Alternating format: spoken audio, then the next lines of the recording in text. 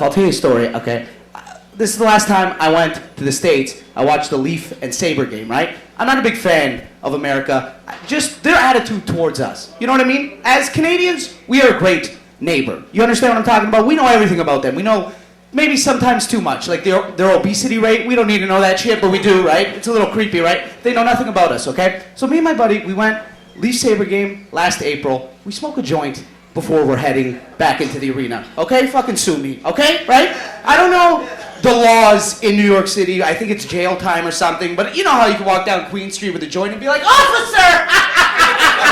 It's amazing, right? You know what I mean? But in Buffalo, you gotta like smoke like a kilometer away from the building or a mile or whatever the fuck they're doing over there in a bush, and like the bush moved a bit, and then you like shit your pants, but it's just a raccoon, whatever, right? So me and this guy are walking back into the arena. He gets the jitters sometimes, right? He gets the jitters. I go, "Mark, are you good?" He goes, "Yeah, fuck, bro, I'm good," right? So we go, "Good, we got this," right? So we're walking back into this arena. As we're getting back in there, this big state trooper like this guy had no neck. He probably stuffed kids in lockers in high school. He's a jerk-off, right? He kicks the door down like an Axel Foley, more athletic than this right here, right? He kicks the door down, and he looks at us, and he goes, "Hey! Hey! This is exit only! You want to get back into the arena, you got to go all the way around!" And we're like, all right, that's a lot of aggression for informing us that we're entering the wrong part of the fucking building, buddy, but we get it. But you know when you're out of country high and you just start making shit up? When you go, "Bro, in Canada, you can enter through the exits. I don't know what the fuck your problem is. But I've been entering through exits my whole fucking life. Go to hell. Since I was a toddler. Exits, boom, I'm in. Canada." And he goes, "Oh, Canadian, huh?" I go, "Yeah, what we fucking just said." And then he drops this gem on us. I don't know how I would have reacted if I wasn't fucking high. I swear to God. He goes, "Well, why don't you go back to Canada?" And I'm not fucking kidding. He goes, "Go back to Canada and go fuck the Queen!" And I'm like, what the fuck does that even mean? I'm high. I'm like, have I acquired an accent? Well, my teeth fucked up, right? I don't know what's going on. And I look to my buddy for clearance, you know, just for something, right? Just something. And he is way more ripped than me. And he's just like, "Bro, is she in town for the weekend?" And I'm like, "I think so. It has to be it. A Canadian tour of some sort." Ali's a chef. I work at a restaurant too. It's actually, I want to talk about porn. I do.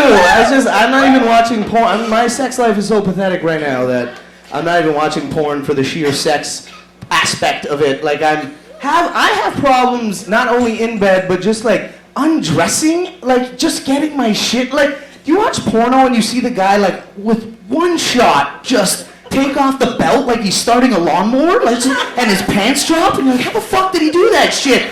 I swear to God, I dance before I'm stripping. Like, before I get undressed, I, like, do this little thing, and I shake my tits. I'm like, "Happy birthday." I get scared, and then when the underwear gets to my, like, my ankle, I do this little flick in the fucking air. I swear to God, don't do it. I did it one time, and it was too light outside, and it hung too much, and I had a little shit stain. I swear to God, I was making mid-air excuses. I was like, it's chilly. It was fucking bad, for everybody. I am going to talk about work again. Shouldn't have talked about porn. That was weird. He was a chef. That's a pretty good job, man. I mean, I've worked construction for fucking 5 summers, which is not. Look at me. Am I a manly man? Do I fit in on construction sites? No. Is the fucking answer, buddy. I wish I had a good office job, like accounting, law, perhaps. Not. Construction is 10 hours of bad dick jokes. That's all the fuck it is. And shoveling. Try eating a banana on a construction site without some asshole coming out of a machine and be like, "Hey, Joe, is that how you suck cock?" And you're like, "Dude, it's potassium. I need 2 or my calves cramp up. Fuck yourself. What's your problem here?" Try yawning on a construction site. I swear to God, you gotta look back to yawn. I'm not joking. It's like a heist. I'm like, what's going on right now? I yawned. I'm like, coast is clear. I went, ugh. And a guy came out of a portalette and he's like, "Yeah, I'd stick 3 dicks in there, you fucking queer." And I'm like, how am I the queer if you're orally raping me? What are you, a dick joke ninja? Fuck yourself. Go shovel. You're 40 years old. And my boss actually kicked me in the asshole one time. That's actually the truth. I was farting, like I was just like ready to fart. And he came in, not even like a little like love tap, like a sheer like a punt. Like if he would have pinned me inside the 5 if you guys are football fans, and just boom. And while farting and getting kicked in the anus, that is the worst shift of good emotion, like good feeling to bed because you're like, you know how you're relaxed? You're like, here it is, and then boom, and you're like, I don't get paid enough. Like, I don't get paid fucking enough for a bruised anus. That shit. Because then when you wash your ass at night, this is too much for everybody. I saw my boss though, who is my uncle, get attacked by a goose, and it was the greatest shit of all fucking time. Geese and construction workers have a bitter rivalry, like a Bloods and Crips type rivalry, okay? This is what happened. I'm laying sod, which is grass, right? And this goose smelt it, right? If I'm gonna get into character, I'm taking the hat off. No goose wears a fucking hat, right? So, I'm laying sod, right? And he smelt it, and this was a big goose. Like, this motherfucker had an Adam's apple. This was a man's goose, right? And he landed there, right? And I'm like, okay, whatever. And like the thing with the geese are like they come at you really slow. Like they get in your head, right? Like they give you time to think. So when they're 20 feet away, you're like, what's this guy gonna do? And then he's 5 feet away, you're like, I'm gonna get fucked up right now. Like I'm done. Like he's gonna kill me, right? So my uncle, like I'm like, all right, I'm gonna get this. Probably gonna be on YouTube. I'm just rolling through the scenarios in my head, like asshole attacked by goose. It's gonna be hilarious. 12,000 hits by lunch. Who knows what's going on, right? But from the back, all I hear is my uncle. I see the shadow cast, and he goes, "The fuck out of here!" And I'm like, I look back, and he's in this formation. I'm not joking. That is a bookie and how he deals with his client, like this. You don't deal with wildlife like that, right?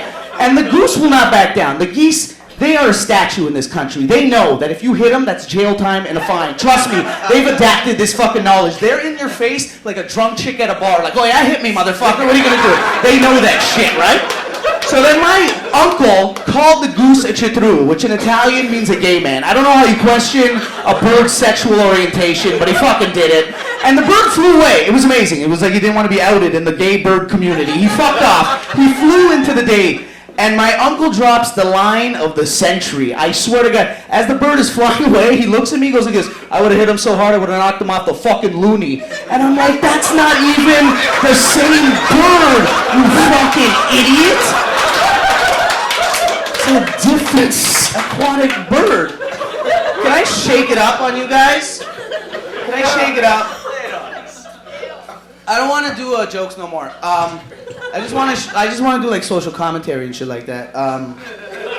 Okay, because I was at Jack Astor's and with my buddies like 2 days, I don't know, like not 2 days, 2 weeks ago maybe, right? So it's my buddy Mike and then my buddy Vic's over here, and then Vic leans in and he goes, "Hey, do you see that chick behind you?" Like whispers it, right? So me and Mike look back. And then when we look back at Vic, he goes, "Oh yeah, you're gonna fucking look now so that she knows that we're all looking at her?" And I'm like, I don't know what the fuck you wanted me to do in that situation. If you think I'm the James Bond, I was gonna like check her out off of a fucking spoon and be like, yes, I think I had drama with her, but this mustard is skewing my fucking vision. Like, I don't know what you want from my life, right? And he's like, why don't you just back twist like a fucking regular human being? I'm like, I don't know what you're talking about right now, right? He's like, you know, when someone's like, you see that chick, and then you go like, yeah, I think I know her. And I'm like, no, I'm not fucking doing that. And I'll tell you why. Because I once back twisted, and the guy beside you gotta like, you know what I mean? You gotta fucking organize this shit when you're peeping on people. Because the guy beside me back twisted at the same time, and we all made eye contact with the chick, and it was the creepiest shit of all fucking time. She dropped her spoon and fucked off like it was petrifying for her, okay? So I was high one night because I smoke a lot of weed, and I was like, I gotta fuck. This is 2011. Back twists are like 2005. You see someone back twist in public, you're like, who the fuck is this asshole, right? That goes on in your mind, right? So now I thought of a different way to turn because it's 2011, and I'm gonna fucking show you guys. It's not gonna be funny, but I'm gonna show you guys, and then you guys can take this shit home with you, right? So I'm gonna need you because you seem like you're having a good time, and you're gonna say, hey, do you see that chick over there? So you're gonna pretend you're here, but I'm gonna show you. So then you just say that, hey, do you see that chick over there?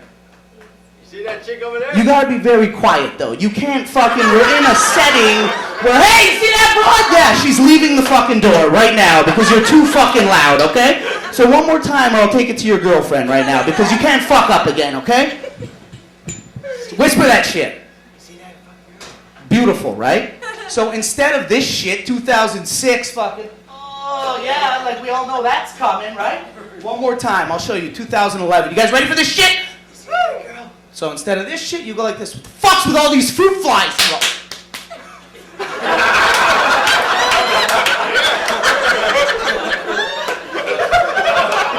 Thank you. I don't know how much time I have right now. I don't know how much time I have right now. I got one story, but it's like really long. It's about last Halloween, but it's way too fucking long.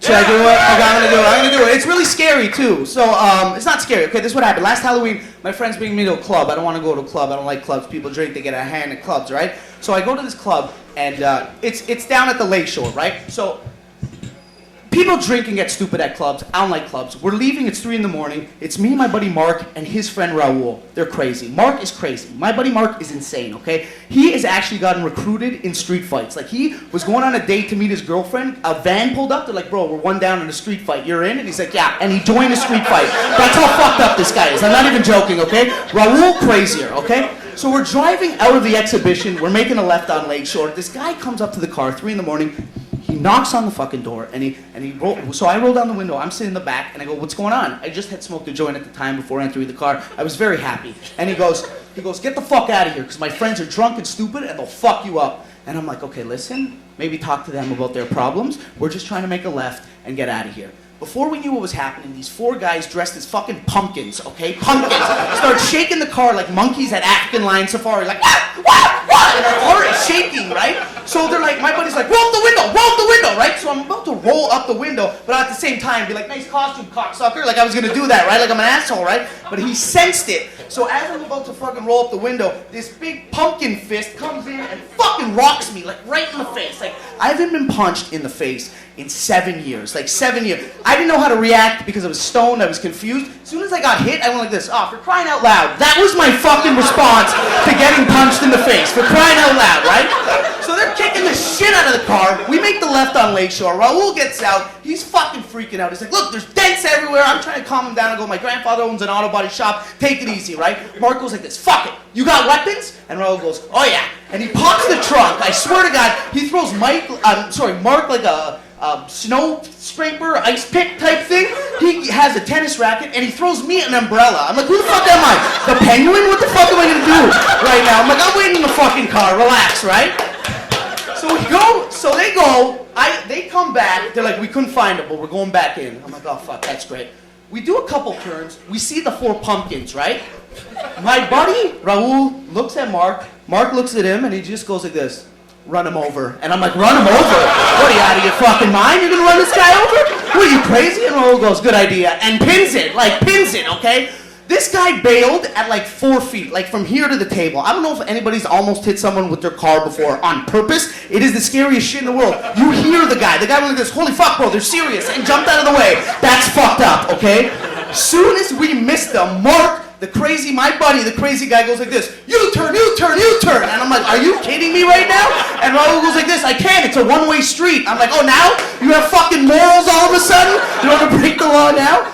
So we spin it around, right? We go at these guys again. And now I'm high and when I get scared, you have no idea, I get very emotional and I start saying gay shit. I'm like, guys, we have fucking families. Like I'm saying shit that doesn't make sense. I'm like, we're never gonna have pasta again. That's what the fuck came out of my mouth, okay?